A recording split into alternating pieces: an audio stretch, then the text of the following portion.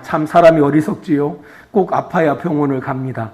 하기야 더 어리석은 사람들도 있습니다. 아파도 병원에 가지 않는 사람들입니다. 지난주에 어금니가 너무 아파가지고 계속 버티다가 병원에 갔습니다. 그리고 어금니 하나를 발치했습니다. 얼마나 서럽던지요. 늙어서 그렇답니다. 이제 이빨의 수명이 다 했대요. 밑바닥에. 그래서 간단 의사 선생님이 말씀하시는 겁니까? 뺄 겁니까? 놔둘 겁니까? 빼시는 게 좋을 것 같은데요. 빼겠습니다 하고 뺐습니다. 근데 어린아이 유치를 뺄 때하고 전혀 다른 느낌입니다. 어린아이 유치를 뺄 때는 희망을 가지고 뺐는데 이제 나이가 들어서 빼야 한다라는 겁니다. 빼면서 좀 마음이 찹찹했습니다. 그러다가 어떤 분이 그런 얘기를 하더라고요. 그냥 늙음을 받아들이세요. 여기는 다 저보다 다 연정자들이 대부분인데 그런 말을 해서 참 쑥스러운데요. 늙음을 받아들이래요. 많이 느끼고 있었습니다. 유다 왕 우시아의 시대, 곧 이스라엘 왕 요아스의 아들 여로보암의 시대에 지진전 2년에 드고와 목자 중 아모스가 이스라엘에 대하여 이상으로 받은 말씀이라 오늘 본문 1장 1절입니다. 이 아모스 선지자는 오늘날 신학교를 통해서 훈련된 선지자가 아닙니다. 남한국 드고야의 뽕나무 재배하는 농부이자 양을 치는 목자였습니다. 그러다가 하나님의 갑작스러운 부르심을 입어서 선지자의 일을 감당한 분입니다. 어떤 사람들은 가난한 농부였다고 말하는데 전혀 그렇지가 않습니다. 아주 넉넉한 사람이었습니다. 여기서 선지자라는 것은 이제 히브리어로 나비라고 하는데요. 날아다니는 나비가 아니라 히브리어로 나비. 선지자, 선견자 또는 예언자라고 합니다. 그래서 하나님의 말씀을 받아서 그대로 전하는 사람을 말합니다. 우리가 예언하면은 미래의 일을 점치는 사람을 우리는 생각하는데 사실 성경에서 말하는 많은 부분의 예언이라는 말은 하나님으로부터 미리 말씀을 받은 것을 이야기하는 겁니다. 그 미리 말씀을 받아서 자기 말을 전하는 게 아니라 하나님이 주신 말씀을 전하는 사람을 선지자, 선견자, 예언자라고 말하는 겁니다. 성경에서 처음 선지자로 노아를 말합니다. 제가 생각할 때는 노아 이전에 에녹이 최초의 선지자가 아니었는가라는 생각을 갖게 되어집니다. 아브라함도, 이삭도, 야곱도, 요셉도 선지자입니다. 모세와 미리암 그리고 여호수아도 선지자라고 불려집니다. 또한 그 이후에 이스라엘 나라가 형성된 시대에는 엘리야, 엘리사를 선지자라고 했고요. 또 이제 우리가 구약 성경 39권 가운데 12권의 소선지서가 있거든요. 호세아, 요엘, 아모스, 오바댜, 요나, 미가, 나훔, 하박국, 스바냐, 학개, 스가랴, 말라기, 방언하는 거 아닙니다. 이런 사람들이 바로 선지자들입니다. 선지자들. 구약 39권 가운데 대선지서 5개, 소선지서 12개 이렇게 나누는데요. 대선지서, 소선지서로 나누는 그 이유는 그 선지자가 큰 일을 해서 대선지서 이게 아니라 분량이 많아서 대선지서, 분량이 작아서 소선지서로 나눈다라는 것을 기억해 주시기를 바랍니다. 그 가운데 오늘부터 우리가 살펴볼 아모스는 12 소선지서 가운데 세 번째 호세아, 요엘, 아모스에 위치하고 있지만 최초의 문서 예언자라고 합니다. 성경을 읽어보신 성도들은 아시겠지만 그 엘리야나 엘리사 하면은 능력과 기적의 사람들 아니었습니까? 하지만 이 아모스 선지자는 전혀 기적을 행하지 않아요. 능력을 행하지 않습니다. 그러나 중요한 것은 말씀이 남아있어요. 말씀이. 엘리야나 엘리사는 하나님의 어떤 말씀이 남아있지는 않아요. 그냥 그가 행한 하나님이 함께 하심으로 행한 기적과 능력은 나타나 있지만 어떤 말씀들은 나와 있지 않습니다. 하지만 이 아모스 선지자는 하나님의 말씀이 남겨져 있는 겁니다. 그래서 이제 문서 예언자라고 말하는 겁니다. 아모스가 사역할 당시 남유다, 그러니까 우리 남과 북이 나눠진 것처럼 그 당시에도 솔로몬 이후에 르호보암 때 나눠지잖아요. 남유다와 북이스라엘로 나눠지는데요. 이때도 마찬가지였습니다. 마찬가지로 나누어져 있었는데 남유다는 우시야 왕이 통치하고 있었고요. 북이스라엘은 여로보암이 통치하고 있었습니다. 이게 여로보암 하면은 동명이인 또 한 사람이 있죠. 그것은 바로 뭐냐면은 르호보암 때 초대 북이스라엘의 왕의 이름이 여로보암이에요. 근데 핏줄도 달라요. 완전 다른 사람입니다. 기억하셔야 돼요. 아무튼 남유다는 우시야 왕이, 북이스라엘은 여로보암 왕이 통치하고 있었습니다. 이들은 40년 이상을 통치를 했어요. 특별히 이 여로보암이 통치하던 그 북이스라엘은 정치적으로 군사적으로 나라가 부강해서요, 역사상 가장 번영을 누렸던 황금시대라고 합니다. 그러니까 북이스라엘이 한 200년 정도 있다가 망하거든요. 망하는데요. 그 이제 200년의 역사 가운데 가장 태평성대를 누렸던 때가 바로 여로보암이 다스릴 때였다라는 겁니다. 그래서 열왕기하 14장 25절을 바라보면은 여로보암이 이스라엘 영토를 회복하되 하맛 어귀에서부터 아라비 바다까지 하였으니라고 이야기하고 있습니다. 그래서 가장 넓은 영토를 차지하게 되었다라고 성경은 이야기하고 있다라는 겁니다. 이런 정치적인 안정과 군사적으로 경제적으로 이 부강함으로 인해서 태평성대를 누렸던 이 북이스라엘의 왕족들과 지도자들은, 그리고 부자들은 이 모든 것이 하나님과 올바른 관계 가운데에서 하나님이 주신 복으로 여겼다라는 겁니다. 왜냐하면은 이 이스라엘 성경을 바라보시면은 구약에 이제 북이스라엘의 19명의 왕들 가운데서 가장 악했던 왕이 아합 왕입니다. 그 아합 왕조를 축출했던, 하나님의 명령에 따라 순종해서 축출했던, 몰아냈던 그 왕조가 에우 왕조예요. 에우. 그 에우 왕조의 증손이 바로 여로보암입니다. 그러니까 자기 선조 에우가 하나님의 말씀에 순종해서 가장 사악한 아합 왕을, 아합 족속을, 아합 가문을 갖다 몰아낸 그런 보상으로 하나님이 복 주셔서 지금 여로보암 때에 이렇게 태평성대를 누리고 있었다라고 그들이 생각했다라는 겁니다.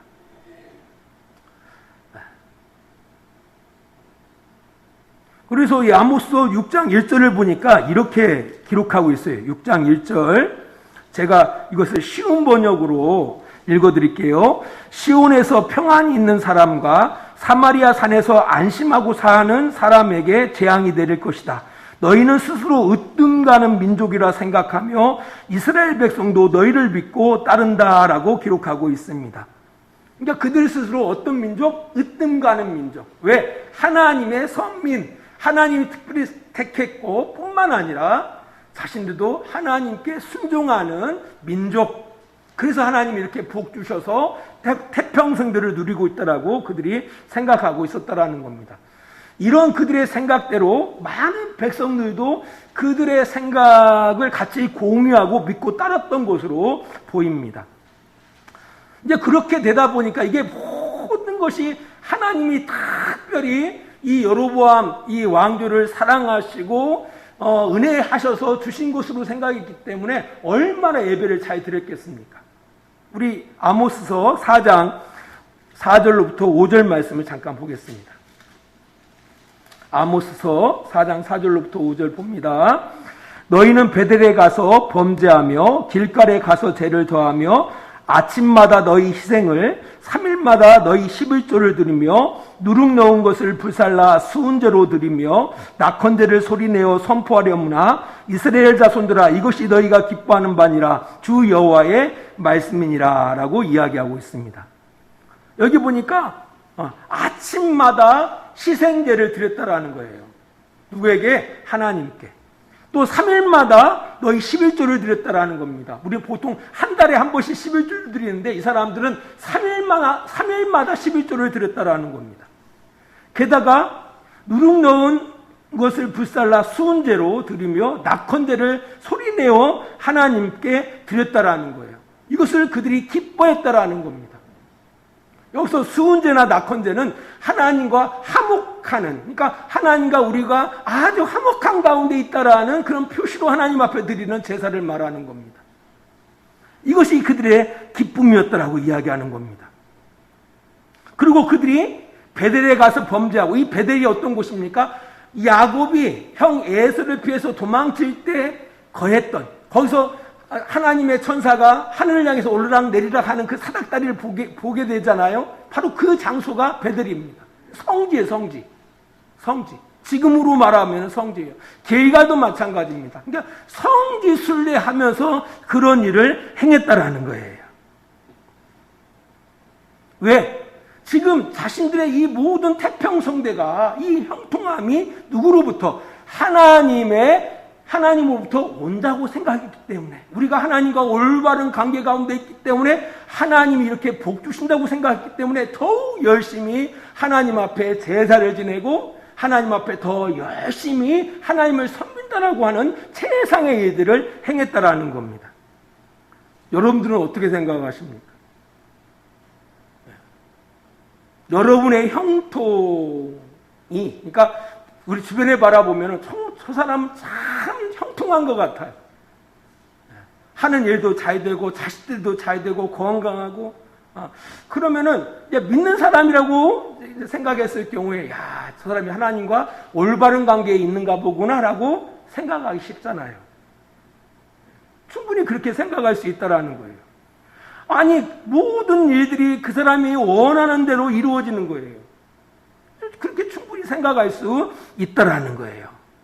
안 그러나요? 예. 이제 과연 그런가? 이걸 한번 따져봐야 돼요.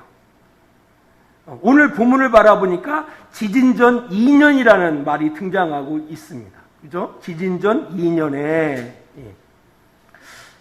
그 이야기는 바로 뭐냐면은, 지금 이 아모스를 기록하고 있는 이 저자는 아모스는 아니었던 것 같아요. 아모스가 이렇게 기록했던 건 아니고, 아모스의 제자들이 이후에 아모스의 말들을 집대성을 해가지고 기록한 것으로 바라봐요.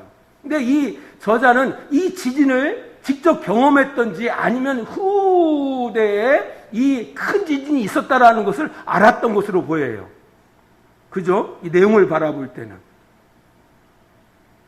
그러니까 아모스를 바라보면 아모스가 뭐 2년 뒤에 지진이 있을 것이라고 이야기하지 않아요.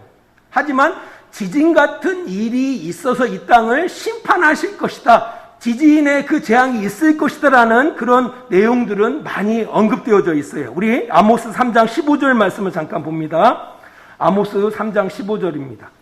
겨울궁과 여름궁을 치리니 상하궁들이 파괴되며 큰 궁들이 무너지리라. 여호와의 말씀이니라. 그죠? 그 다음에 6장 11절 말씀을 잠깐 봅니다. 6장 11절입니다. 보라, 여호와께서 명령하심으로 타격을 받아 큰 집이 갈라지고 작은 집은 터지리라. 이런 지진과 같은 이들이 있을 것임을 이야기하고 있다라는 겁니다. 아무튼 그 2년 뒤에 지진이 있었다는 얘기예요.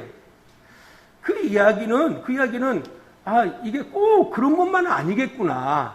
그죠? 형통하려면 끝까지 가야지. 실큰 여름 궁전으로 또 겨울 궁전으로 마련한 그 집이 2년 뒤에 무너진다라면은 그걸 갖다가 형통이라고 이야기할 수도 없잖아요. 사실 지진이라는 건 그런 거 아니니까 누구도 피해가지 않아요. 내가 한 아파트에 사는데 지진이 막 발생됐어요. 예수님을 잘 믿는다고 해가지고 그 한 아파트에 잘 믿는 사람에게는 그 지진이 그냥 비껴나가고, 예수 믿지 않는다고 해서 지진이 막 더 심하게 움직이고 뭐 그러지는 않는 거예요. 모두에게 그 지진의 재앙은 있는 거예요. 우리가 뭐 몇 년 전에 군산에 지진이 있어가지고 많이 느끼셨잖아요. 저도 느꼈어요. 막 집이 움직이더라고요. 이런 경험하잖아요. 그런 거 생각해 보면은 꼭 그런 것은 아닌 것 같아요. 또한 그 성경을 바라보면은 그 여로보암 통치가 끝난 뒤에 30년 후에 북이스라엘 가운데 어떤 일이 일어나냐면은 아수르에 의해서 이 북이스라엘이 멸망당합니다. 그러니까 여로보암 2세가 죽은 뒤, 여로보암이 죽은 뒤 30년 후에 이 북이스라엘이 망해요. 철저하게 멸망당합니다. 그러니까 그걸 바라보면은 결코 이 형통함이 그들과 하나님의 관계가 올바라서 하나님께서 그들에게 형통함을 주셨다라고 말할 수는 없다라는 거예요. 이에 대해서 열왕기 기자는 이렇게 이야기하고 있어요. 우리 열왕기하 14장입니다. 열왕기하 14장을 잠깐 보겠습니다. 열왕기하 14장. 14장 25절 26절 말씀 제가 읽어드릴게요. 이스라엘의 하나님 여호와께서 그의 종 가드헤벨 아비떼의 아들 선지자 요나를 통하여 하신 말씀과 같이 여로보암이 이스라엘 영토를 회복하되 하맛 어귀에서부터 아라바 바다까지 하였으니 이는 여호와께서 이스라엘의 고난이 심하여 매인자도 없고 노인자도 없고 이스라엘을 도울 자가 없음을 보셨고 여호와께서 또 이스라엘의 이름을 천하에서 없이 하겠다고도 아니하셨으므로 요아스의 아들 여로보암의 손으로 구원하심이었다라고 기록하고 있습니다. 특별히 26절을 바라보니까 여호와께서 이스라엘의 고난이 심하여 매인자도 없고 노인자도 없고 이스라엘을 도울 자도 없음을 보셨고라고 기록하고 있습니다. 그리고 열왕기하 14장 24절을 바라보니까 여로보암의 모든 죄에서 떠나지 아니하였다라고 이야기하고 있습니다. 그러니까 이 여로보암 왕도 초기 여로보암이 행했던 그 죄에서 떠나지 아니했다라고 이야기하고 있고 뿐 아니라 26절을 바라보니까 하나님이 그 이스라엘 백성들이 계속 고달프게 살아가는 모습을 바라보고서 불쌍히 여기셔서 그들에게 형통을 허락하셨다라고 이야기하고 있는 거예요. 아, 그렇구나. 하나님과의 관계가 올바라서 하나님이 형통케 하신 것이 아닐 수 있다라는 거죠. 성경은 뭐라고 이야기하고 있냐면은 불쌍해서. 하도 이스라엘 백성들이 고생하니까 누구 의지할 대상도 없고요. 정말 너무 고생하고 살아가는 거예요. 북이스라엘 백성들이. 그래서 하나님이 불쌍해서 하나님이 그들에게 잠깐 형통함을 주셨다라는 얘기예요. 그러니까 그런 오해를 버리셔야 돼요. 그러니까 함부로 말하지 마세요. 어떤 가정 바라보면 참 저 사람은 하나님이 얼마나 사랑하시면 저렇게, 그리고 안 되는 사람 바라보면 참 하나님 앞에 얼마나 미운 짓을 많이 했기에 저렇게, 그런 얘기를 함부로 해서는 안 된다라는 얘기예요. 왜냐하면은 하나님이 그들에게 형통함을 주시는 그 이유들이 꼭 하나님의 관계가 좋아서 또 하나님의 관계가 좋지 않아서 이게 아니라 때로는 정말 불쌍해서 허락하시는 형통함도 있다라는 거예요.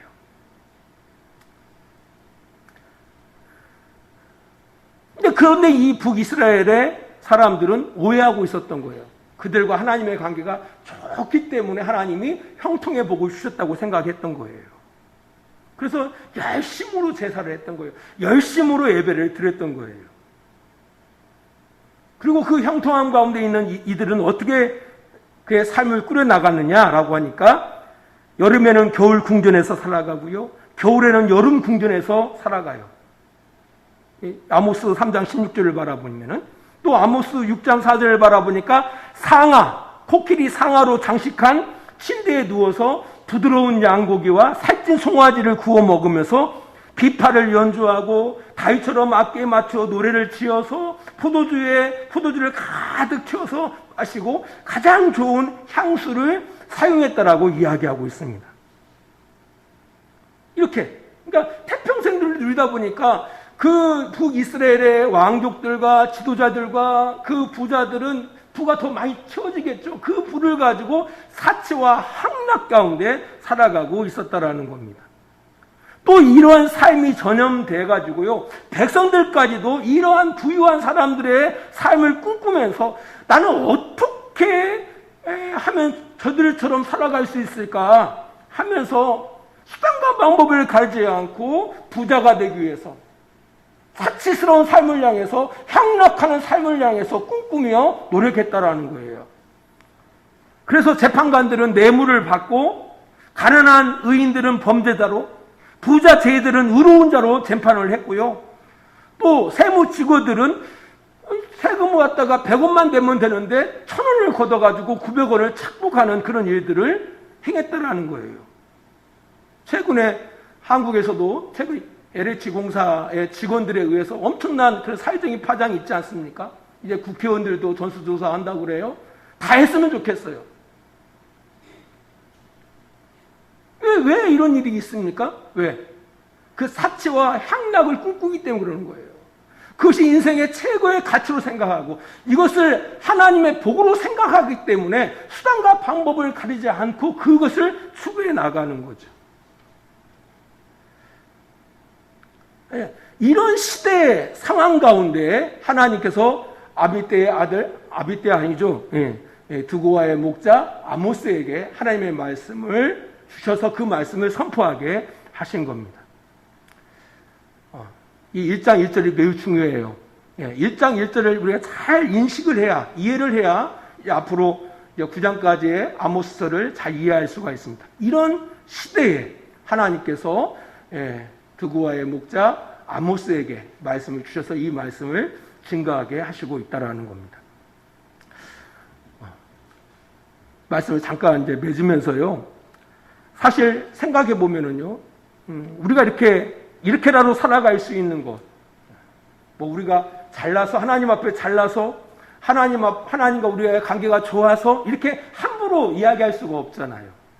뭐 그것든 저것든 떠나서 이게 다 사실 하나님의 은혜인 거예요. 그잖아요. 하나님이 우리를 불쌍히 여기셔서 그나마 우리가 이렇게 살 수 있는 거라는 거예요. 예. 뭐 내세울 곳이 없어요. 뭐 여로보암 때에 이런 형통함이, 뭐 여로보암이 내세울 곳이 있어서 하나님께서 형통함을 주신 거 아니잖아요. 불쌍해서 주신 거라는 거예요. 근데 우리도 마찬가지다라는 거죠. 우리도 하나님께서 우리를 불쌍히 여기셔서 긍휼히 여기셔서 허락하시는 인생이라는 거예요. 그러면 정말 하나님이 우리를 긍휼히 여기셔서 주시는 이 은혜를 우리가 어떻게 이걸 은혜로 받은 이 생명을, 이 인생을 살아갈 것인가, 이 고민이 우리에게 이루어져야 한다는 거죠. 이 아모스가 그 고민에 대해서 이야기하고 있다라는 거예요.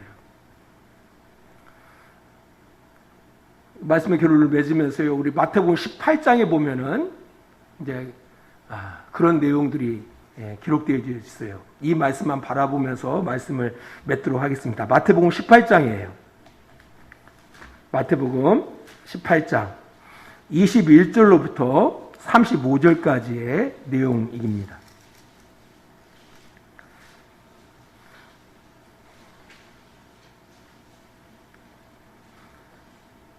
여기 보면 23절에 제가 읽어드릴게요. 그러므로 천국은 그 종들과 결산하려 하던 어떤 인공과 같으니 결산할 때에 10,000달란트 빚진 자 하나를 데려오매 갚을 것이 없는지라 주인이 명하여 그 몸과 아내와 자식들과 모든 소유를 다 팔아 갚게 하라 하니 그 종이 엎드려 절하며 이르되 내게 참으소서 다 갚으리이다 하거늘 그 종의 주인이 불쌍히 여겨 놓아 보내며 그 빚을 탕감하여 주었더니 그 종이 나가서 자기에게 100데나리온 빚진 동료 한 사람을 만나 붙들어 목을 잡고 이르되 빚을 갚으라 하매 그 동료가 엎드려 간구하여 이르되 나에게 참아주소서 갚으리이다 하되 허락하지 아니하고 이에 가서 그가 빚을 갚도록 옥에 가두거늘 그 동료들이 그것을 보고 몹시 딱하게 여겨 주인에게 가서 그 일을 다 알리니 이에 주인이 그를 불러다가 말하되 악한 종아 네가 빌기에 내가 내 빚을 전부 탕감하여 주었거늘 내가 너를 불쌍히 여긴 것 같이 너도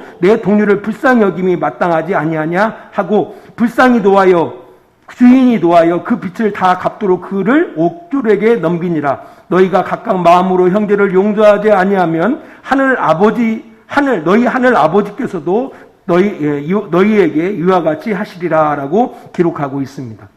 아무튼 우리가 은혜로 얻은 생명이라는 거죠. 은혜로 얻은 복이라는 거죠. 지금 우리가 살고 있다라는 거. 그리고 몰라요. 2년 뒤에 뭐 지진이 우리에게 어떻게 움직일지 모릅니다. 이 지지는 믿는 사람이나 믿지 않는 사람이나 할 수가 있는 거예요. 피해갈 수 없는 겁니다. 중요한 것은 지금 네가 살아가는 이게 은혜라는 거죠. 은혜. 하나님의 긍휼하심으로 얻은 은혜. 긍휼하심으로 얻은 이 은혜를 받은 우리들이 이 땅을 어떻게 살아갈 것인가? 그 책임이 어디에 있는가? 어떤 책임이 있는가? 이 부분들을 우리가 아모스서를 통해서 살펴볼 거라는 겁니다. 마태복음 18장은 이렇게 이야기하고 있어요. 너희들은 1만 달란트. 그러니까 도저히 갚을 수 없는 그 빚진 자가 탕감을 받은 자라는 거죠. 그렇게 탕감받은 너희들이 어떻게 살아가는 것이 합당하냐? 당연히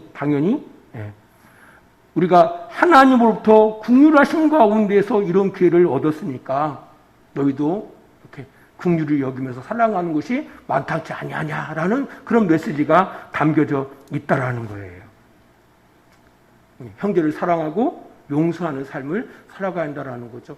이런 부분들을 우리가 앞으로 몇 주 동안 살펴보도록 하겠습니다. 그래서 교회와 성도들이 이 사회를 향해서 어떤 책임 있는 삶을 살아갈지 고민해보는 그런 귀한 시간들을 이 아모스서를 통해서 살펴보는 그런 귀한 기회가 됐으면 좋겠습니다. 기도하겠습니다. 하나님 아버지 감사합니다. 우리가 살아가는 이 하루가 하나님의 은혜고 하나님의 긍휼임을 기억하게 하시고 긍휼 입은 이들, 은혜 입은 자들의 합당한 그 책임이 어디 있는지를 고민해보는 그런 귀한 시간들이 되어지기를 원합니다. 하나님, 우리 아모스를 통하여 교회의 책임, 또 성도들의 책임, 이 사회를 향한 그 책임에 대해서 깊이 고민하고 또 공감하고 또 그렇게 실천할 수 있는 그런 삶을 살아내는 그런 귀한 시간들이 되어지기를 소원합니다. 우리가 시간을 어떤지 못 얻든지 간에 이 아모스서를 마칠 때까지 아모스서를 좀 묵상하고 고민해보고 생각해보는 그런 귀한 시간들을 우리 성도들이 가질 수 있도록 하나님 도와주시옵소서. 이제는 우리를 사랑하시는 우리 아버지 하나님의 그 크신 사랑하심과 예수 그리스도의 십자가의 은혜하심과 성령의 감화와 감동과 지키시고 인도하심이 오늘도 시간을 구별하여 하나님 앞에 예배하며 하나님의 뜻 가운데 살아가기를 원하는 성도들의 머리 위에와 그들의 가정과 직장과 사업장이 다 되어지기를 예수 그리스도의 이름으로 간절히 축원하옵나이다. 아멘.